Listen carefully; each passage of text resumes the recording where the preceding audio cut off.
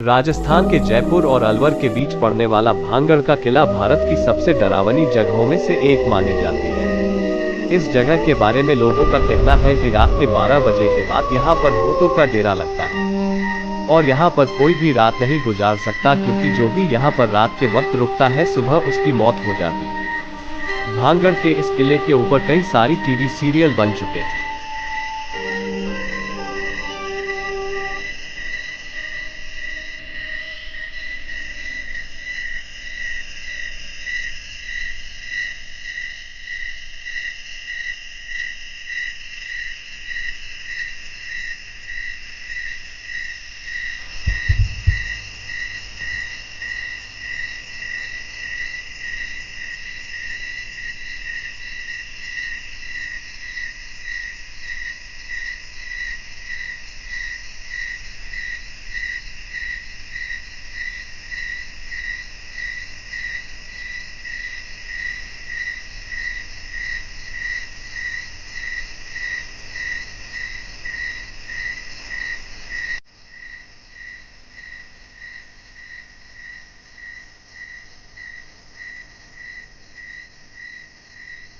भानगढ़ किले को साल 1573 में आमेर के राजा भगवंत दास ने अपने छोटे बेटे माधो सिंह के लिए बनवाया था। जब यह किला बनकर तैयार हुआ तो ये बहुत ही आबाद और खुशहाल हुआ करता था और उस वक्त पूरे भानगढ़ में 9000 से भी ज़्यादा घर हुआ करते थे। मगर फिर अचानक से ऐसा क्या हुआ कि एक हंसता खेलता शहर खंडहर में बदल गया और आज लोगों के बीच भानगढ़ किले का इतना खौफ है कि लोग वहाँ दिन में भी जाने से कतराते हैं। बकायदा भारतीय पुरातत्व विभाग, जो कि इस किले की देखरेख का काम करती है, उसने एक बोर्ड पर यह साफ साफ लिखवा रखा है कि सूरज निकलने से पहले और सूरज डूबने के बाद किसी भी इंसान का इस किले में जाना सख्त मना है। यानी कि आप दिन के उजाले में तो भानगढ़ के किले में जा सकते हैं, पर अंधेरा होने से पहले ही आपको वहां से बाहर आना होगा। इस किले के खंडर और भूतिया होने के पीछे की वजह वैसे तो आज भी साफ साफ किसी को नहीं पता, मगर इसको लेकर कहानियां बहुत है और उन कहानियों में भी दो ऐसी कहानी है जिन पर लोग सबसे ज़्यादा भरोसा करते हैं और सुनते और सुनाते हैं। इनमें से जो पहली कहानी है वो गुरु बालूनाथ से जुड़ी हुई है। कहते हैं कि जब आमेर के राजा भगवंत दास भानगढ़ किले को बनवा रहे थे तो वहीं कुछ दूरी पर गुरु बालूनाथ नाम के एक योगी तपस्या किया करते थे। जब उन्हें पता चला कि आमेर के राजा यहाँ पर एक भव्य किला बनवा रहे हैं तो उन्होंने राजा भगवंत दास के पास एक पैगाम भिजवाया और उन्हें अपने पास बुलवाया। उसके बाद जब राजा भगवंत दास गुरु बालूनाथ के पास पहुंचे तो उन्होंने राजा से कहा कि आप जिस किले को बनवा रहे हैं उससे मुझे कोई आपत्ति नहीं है, मगर एक बात का ध्यान रखना कि इस किले की ऊंचाई इतनी मत कर देना कि इसकी परछाई दिन के किसी भी वक्त जहाँ मैं तपस्या करता हूँ वहाँ तक पहुँचे और मुझे छुए। उन दिनों जितने भी साधु संत और महात्मा हुआ करते थे सभी बहुत सिद्ध हुआ करते थे और सभी का बहुत आदर किया जाता था और उनकी कही किसी भी बात को हल्के में नहीं लिया जाता था। इसलिए राजा भगवंत दास ने भी गुरु बालूनाथ की बात को सुनने के बाद ठीक वैसा ही किया और भानगढ़ किले के किसी भी भाग की ऊंचाई इतनी नहीं की कि उसकी परछाई गुरु बालूनाथ तक पहुंच सके। गुरु बालूनाथ की इस बात का ख्याल अगली 2 पीढ़ी तक तो रखा गया, मगर कहते हैं कि जब तीसरी पीढ़ी ने भानगढ़ की गद्दी संभाली तो उन्होंने इस बात को सीरियस नहीं लिया और गुरु बालूनाथ की दी हुई चेतावनी को अनसुना कर दिया। इसके बाद उन्होंने भानगढ़ किले को और ऊंचा करवा दिया, जिसकी वजह से उस किले की परछाई गुरु बालूनाथ तक पहुंच गई। जब भानगढ़ किले की परछाई ने गुरु बालूनाथ को छुआ तो उन्हें बहुत गुस्सा आया और उसी वक्त उन्होंने भानगढ़ को श्राप दिया कि भानगढ़ तबाह हो जाएगा। कहते हैं कि गुरु बालूनाथ के इसी श्राप के बाद भानगढ़ पर मुसीबत टूटी और पूरा भानगढ़ तबाह हो गया। इसके अलावा ये भी कहा जाता है कि 1783 में जो चालीसा अकाल आया था, जिसमें कि मरने वालों का आंकड़ा करोड़ों में था, वो अकाल गुरु बालूनाथ के श्राप की वजह से ही आया था, जिसने भानगढ़ समेत पूरे उत्तर भारत के करोड़ों लोगों को भूखा मरने पर मजबूर कर दिया था। बाद में ऐसा नहीं है कि किसी और ने वहाँ बसने की कोशिश नहीं की, बल्कि कई लोगों ने भानगढ़ में बसना चाहा। कई लोगों ने वहाँ नए मकान बनाने की भी कोशिश की, मगर कहते हैं कि जो भी वहाँ मकान बनाता है उसकी छत कभी नहीं टिकती और हमेशा गिर जाती है और लोगों का मानना है कि ये सब भानगढ़ के श्रापित होने की वजह से ही होता है। अब दूसरी कहानी जिस पर लोग सबसे ज़्यादा विश्वास करते हैं वो कहानी जुड़ी है एक राजकुमारी से। कहते हैं कि एक वक्त जब भानगढ़ बहुत ही आबाद और खुशहाल हुआ करता था, तब इस किले के महल में एक राजकुमारी रहा करती थी जिनका नाम था रत्नावती। राजकुमारी रत्नावती बेइंतहा खूबसूरत थी और उनकी सुंदरता के चर्चे दूर दूर तक फैले थे। जिसकी वजह से आए दिन बड़े बड़े राजाओं की शादी के न्योते आते ही रहते थे। मगर इन राजाओं के अलावा एक और शख्स जो राजकुमारी रत्नावती का दीवाना था, उसका नाम था सिंघिया। सिंघिया जो है वो एक तांत्रिक था और जब से उसने राजकुमारी रत्नावती को देखा तभी से वो उन पर बुरी तरह फिदा हो गया था और अब वो किसी भी तरह राजकुमारी रत्नावती को पाना चाहता था। मगर उसे पता था कि वो सीधे तरीके से कभी भी राजकुमारी को नहीं पा सकता, क्योंकि कहाँ वो शमशान में रहने वाला एक तांत्रिक और कहाँ वो महलों में रहने वाली राजकुमारी। इसलिए उसने राजकुमारी रत्नावती को हासिल करने के लिए एक दूसरा तरीका ढूंढ निकाला और अब बस वो सही मौके की फिराक में लग गया। एक दिन आखिरकार उसे ये मौका मिल ही गया। हुआ यह कि उस दिन राजकुमारी रत्नावती की एक दासी भानगढ़ के बाजार में आई। दरअसल वो दासी राजकुमारी के लिए बालों में लगाने वाला तेल खरीदने आई थी और तांत्रिक सिंघिया को किसी ऐसे ही मौके की तलाश थी।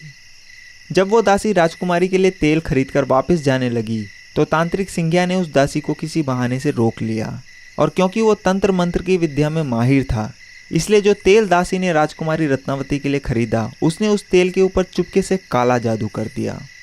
उसके बाद जब वो दासी तेल लेकर राजकुमारी रत्नावती के पास पहुंची और जब वो तेल उसने राजकुमारी को दिया तो उस तेल को देखने के बाद राजकुमारी को कुछ शक हुआ। कहते हैं कि जो राजकुमारी रत्नावती थी वो भी बहुत ही सिद्ध थी, इसलिए तेल देखते ही उन्हें पता चल गया कि इस तेल पर किसी ने तंत्र मंत्र का इस्तेमाल किया है। फिर जब राजकुमारी ने अपनी दासी से पूछा कि बाजार में तुम्हें कोई मिला था क्या, तो उसने तांत्रिक सिंघिया के बारे में बताया। सिंघिया का नाम सुनते ही राजकुमारी को सारा माजरा समझ में आ गया और उन्होंने वो तेल की शीशी एक पत्थर पर दे मारी, जिसकी वजह से वो सारा का सारा तेल उस पत्थर पर बिखर गया। दरअसल तांत्रिक सिंघिया ने उस तेल पर ऐसा काला जादू किया था कि जो भी उस तेल को लगाता वो उस तांत्रिक के वश में हो जाता और खुद ब खुद उसके पास आ जाता। पर क्योंकि राजकुमारी ने शक की वजह से उस तेल का इस्तेमाल नहीं किया, इसलिए राजकुमारी तो बच गई। मगर जिस पत्थर पर वो तेल बिखरा उसी पत्थर के अंदर वो सारा का सारा जादू टोना समा गया, जिसकी वजह से हुआ ये कि अब वो पत्थर खुद ब खुद लुढ़क कर तांत्रिक सिंघिया की तरफ बढ़ने लगा। तांत्रिक सिंघिया ने जब देखा कि एक बड़ा सा पत्थर लुढ़कता हुआ बड़ी तेजी से उसकी तरफ बढ़ रहा है तो उसे सारी बात समझने में देर नहीं लगी। मगर इससे पहले कि वो कुछ करता वो पत्थर उसकी छाती पर चढ़ गया और क्योंकि वो पत्थर बहुत बड़ा था इसलिए अब उस तांत्रिक का जिंदा बच पाना नामुमकिन था।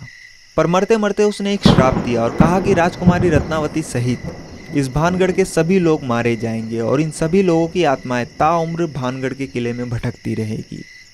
ये श्राप देने के बाद तांत्रिक सिंघिया तो मर गया, पर कहते हैं कि उसके मरने के कुछ वक्त बाद ही भानगढ़ और उसके पास के एक और राज्य अजबगढ़ के बीच बहुत भयंकर युद्ध होता है, जिसमें पूरा भानगढ़ तबाह हो जाता है। इस लड़ाई में अजबगढ़ की सेना पूरे भानगढ़ में कत्लेआम मचाती है, जिसमें रानी रत्नावती सहित भानगढ़ के बहुत सारे लोग मारे जाते हैं। हालांकि इतिहास में कहीं भी भानगढ़ और अजबगढ़ के बीच हुए युद्ध का कोई जिक्र नहीं है, पर सदियों से यही कहानी सुनी और सुनाई जा रही है। कहा जाता है कि इस युद्ध के बाद भानगढ़ का किला कभी आबाद नहीं हो पाया और ना ही उसके बाद कोई यहाँ बस पाया। वक्त बीतने के साथ साथ भानगढ़ और वीरान होता चला गया और आज भूतों का गढ़ बन चुका है।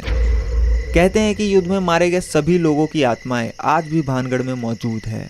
भानगढ़ में आज भी रोज रात को बाजार सजता है, खंडर हुई इमारतें फिर से खड़ी हो जाती है, अंदर आज भी राजा का दरबार लगता है और राजा आज भी अपने फैसले सुनाता है। वहाँ के लोकल निवासियों का कहना है कि उन्हें रात को अंदर से चीखने की आवाज़ आती है, कभी हंसने की आवाज़ आती है तो कभी घुंघरुओं के बजने की आवाज़। वो ये भी बताते हैं कि भानगढ़ किले के अंदर आज तक जो भी रात में गया वो फिर कभी जिंदा लौटकर नहीं आया, और अगर कोई जिंदा वापस आ भी गया तो उसकी दिमागी हालत ख़राब हो जाती है या फिर किसी दुर्घटना में मौत हो जाती है।